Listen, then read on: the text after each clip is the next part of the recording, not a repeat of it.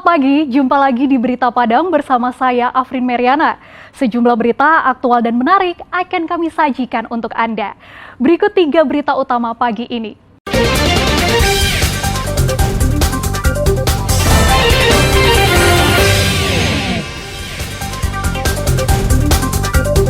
Seorang bayi asal Solo meninggal dunia diduga menderita hepatitis akut. Usai gempa Februari lalu, masyarakat Jorong Patomuan kesulitan air bersih. Surat edaran Gubernur Sumbar tentang pakaian wajib aparatur sipil negara jadi berkah tersendiri bagi pengrajin batik di pesisir selatan.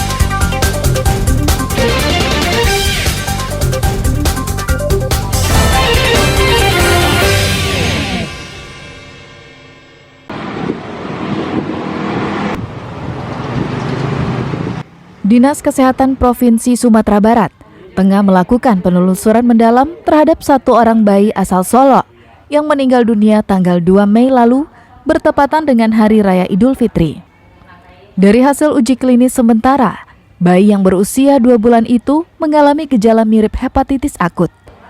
Hal itu disampaikan Kepala Dinas Kesehatan Sumatera Barat, Lila Yanwar, kepada wartawan Selasa pagi.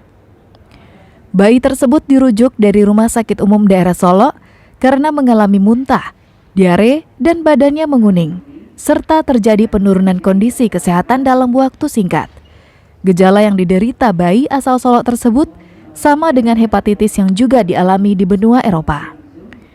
Namun demikian, tim kesehatan belum bisa memastikan apakah jenis penyakitnya sama.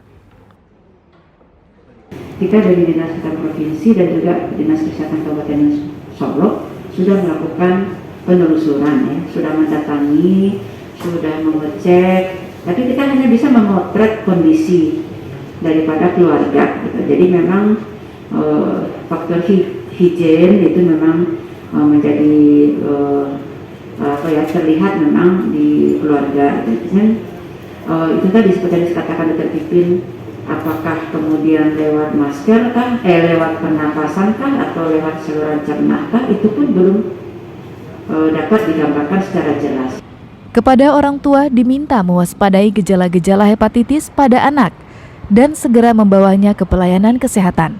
Sebab anak yang menderita hepatitis butuh penanganan yang cepat.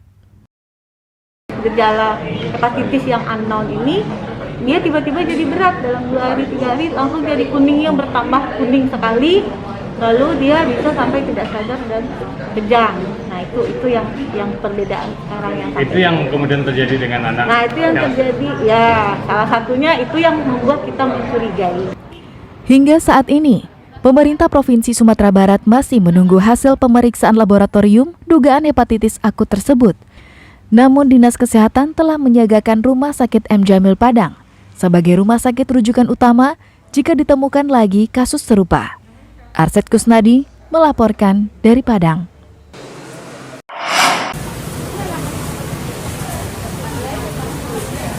Harga bawang merah super di pasar tradisional Simpang 4, Nagari Lingkuang Awa, Pasaman Barat mencapai Rp50.000 per kilogramnya.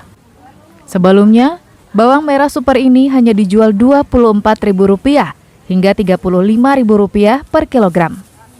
Tak hanya bawang merah super, bawang merah ukuran sedang juga mengalami kenaikan dari Rp20.000 per kilogram naik menjadi Rp30.000 per kilogram. Selain bawang merah, kenaikan harga juga terjadi pada tomat. Sebelumnya, tomat dijual dengan harga sekitar Rp8.000 hingga Rp10.000. Kini naik menjadi Rp12.000 per kilogram.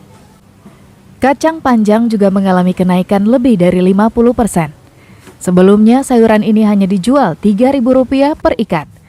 Kini harganya menjadi Rp5.000 per ikat. Seperti tak mau ketinggalan kereta, sayuran wortel juga ikut-ikutan naik dan dijual Rp15.000. Padahal sebelumnya, sayuran yang ditanam di daerah ketinggian ini hanya dijual Rp10.000 hingga Rp12.000 per kilogram. Namun tak semua bahan mentah masakan ini mengalami kenaikan. Cabai merah yang selama ini menjadi lokomotif kenaikan harga bahan makanan justru mengalami penurunan yang cukup signifikan. Sebelumnya, cabai merah dijual Rp40.000 per kilogram. Kini justru turun ke harga Rp30.000 hingga Rp25.000. Menurut pedagang, kenaikan seperti ini merupakan hal yang wajar dan selalu terjadi usai Lebaran Idul Fitri. Namun kali ini, kenaikan harga agak berbeda dengan tahun-tahun sebelumnya. Bawang merah yang selama ini hanya menjadi peserta, tahun ini justru menjadi lokomotif kenaikan harga. Sedangkan harga cabai merah justru turun lebih dari 30%. Karena itu bawang merah. Biasa bawang merah kok 24.000, 30.000, ini jadi 50.000 per kilo. per kilo. Kalau yang menengah itu yang super atau Nah, 30 sampai 10 gini. Yang biasa 20 itu 30 gini. kalau bawang bombay, Bu? Bawang bombay biasa 24.000. 24.000 biasa, masih biasa. Berarti bawang merah aja yang Bawang naik. merah aja yang melonjak. Namun tak semua komoditas harian yang mengalami fluktuasi harga.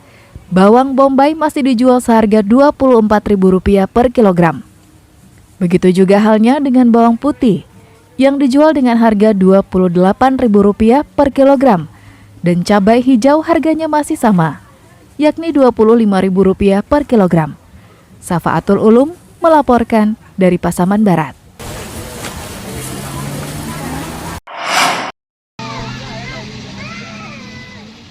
Pengunjung masih memadati objek wisata Jam Gadang Bukit Tinggi, walaupun libur Lebaran telah berakhir. Ribuan pengunjung berdatangan dari berbagai daerah untuk menghabiskan waktu libur Lebaran mereka. Seperti yang terlihat di Taman Pedestrian Jam Gadang pada Selasa siang.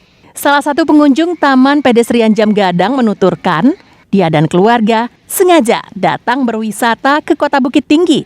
Pasalnya, 2 tahun mereka tidak bisa kemana-mana karena pandemi. Alhamdulillah sekarang kan non sudah 2 tahun nggak bisa lebaran, ini nggak bisa. Ya, sekarang udah bisa, udah bebas. Meskipun sekarang udah nggak terlalu lagi kan, udah normal lah. Membludaknya pengunjung di kota wisata andalan Sumatera Barat ini tak bisa diantisipasi secara maksimal oleh pemerintah Kota Bukit Tinggi. Lahan parkir yang selalu menjadi masalah sejak 1/4 abad lalu hingga kini masih tetap menjadi masalah yang krusial. Beberapa pengunjung Jam Gadang terpaksa harus memarkirkan kendaraannya di tempat yang jauh dan menggunakan kendaraan daring untuk menuju Jam Gadang. Tahun ini udah selesai prosesnya enggak kan, cuman ya alhamdulillah tahun ini kan bisa pulang kampung, bisa ada dibuka, bisa mudik. Jadi alhamdulillah lah. Tadi sulit ya Kak mendapatkan parkir? Sulit sih, karena kami tadi parkirnya jauh dari sini, dari sini kan nih. Padatnya wisatawan yang datang berwisata ternyata juga tak diawasi petugas dengan saksama. Hal ini bisa diketahui dari banyaknya wisatawan yang melanggar protokol kesehatan. Hanya sebagian kecil dari mereka yang menggunakan masker. Dina Amrina melaporkan dari Bukit Tinggi.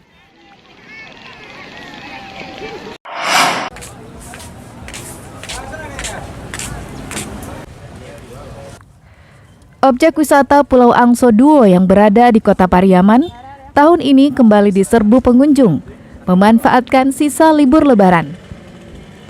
Meski objek wisata ini sangat dipengaruhi cuaca, yang terkadang harus ditutup atau bahkan ada waktu kepulangannya terganggu karena perubahan cuaca. Namun hal itu tak mengurungkan niat pengunjung untuk berwisata pulau. Tingginya keinginan wisatawan untuk mengunjungi Pulau Angso karena pemerintah setempat memberikan jaminan keselamatan secara penuh untuk pengunjung. Untuk menuju objek wisata Pulau Angso, pengunjung harus menaiki perahu khusus di Muaro Pariaman dan dikenakan biaya Rp40.000 per orang. Jumlah ini sudah termasuk asuransi dan transportasi pulang pergi. Pulau Angso hanya berjarak sekitar 6 km dari pantai Pariaman dan dapat ditempuh dengan waktu 15 menit. Di pulau yang berpasir putih dan halus ini, pengunjung bisa berenang atau hanya bermain di pantai yang landai jika air laut surut.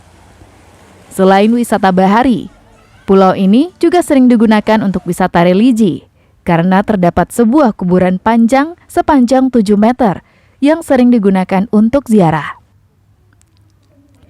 Konon kabarnya, kuburan ini milik seorang tokoh agama Islam di Pariaman yang meninggal sekitar 3 abad lalu.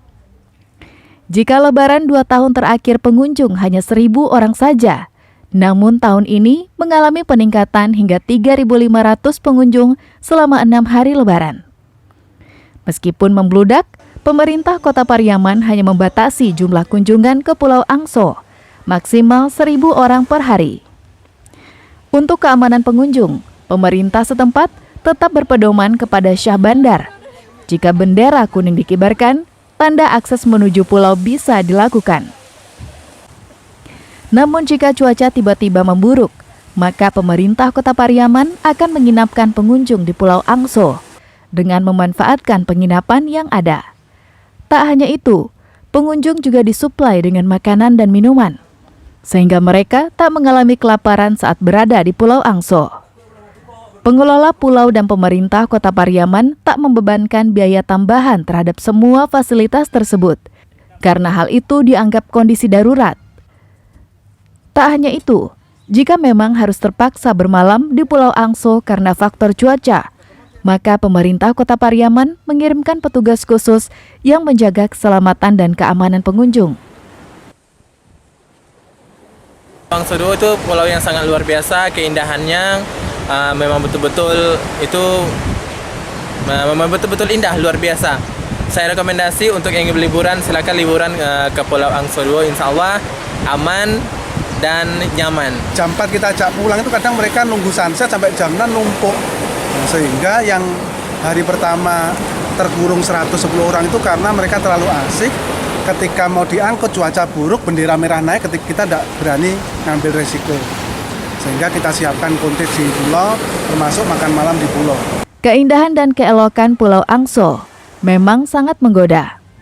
Anda masih punya kesempatan untuk berwisata ke pulau tersebut, karena pemerintah Kota Pariaman menggelar pesta pantai hingga tanggal 15 Mei mendatang. Eki Rafki melaporkan dari Pariaman.